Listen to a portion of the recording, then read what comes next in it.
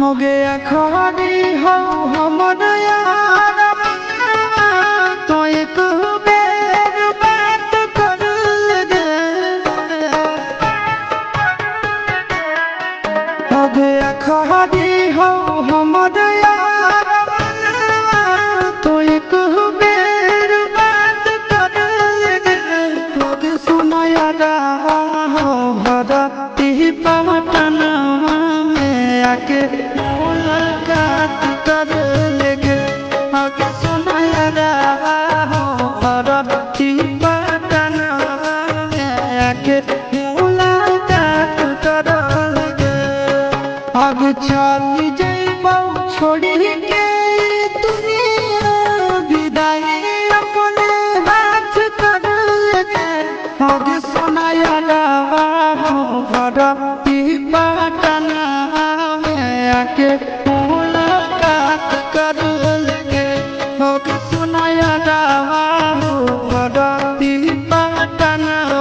में आके मुलाकात कर लेंगे।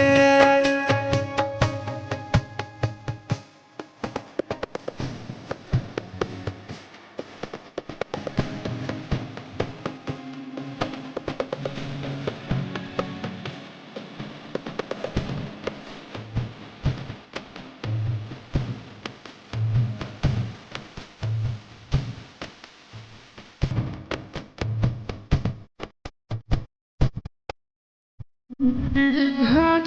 तलिया पिलाई दी जाएंगे कफन ओढ़ाई दी है टूटत ही जब प्राणगे घर तलिया पिलाई दी जाएंगे कफन ओढ़ाई दी है टूटत ही जब प्राणगे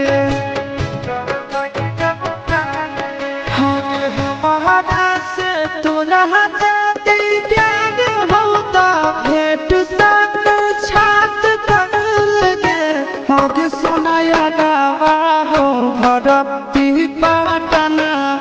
में आके मुलाकात कर लेंगे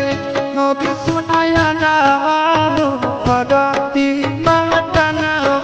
में आके मुलाकात कर लेंगे।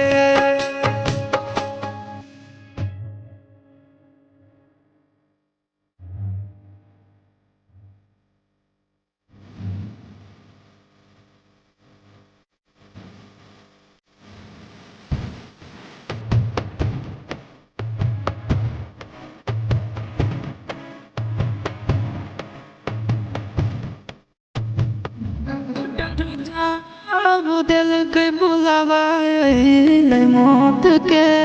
देखी के चेहरा जानू चल जाई है लौट के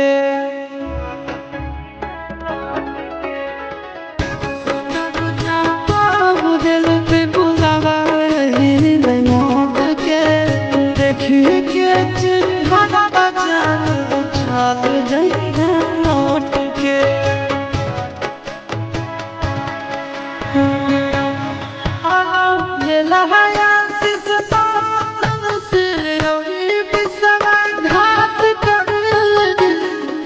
सुनाया रहा हो भरती पटना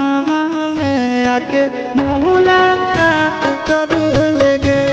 अब सुनाया रहा हो भरती पटना में आके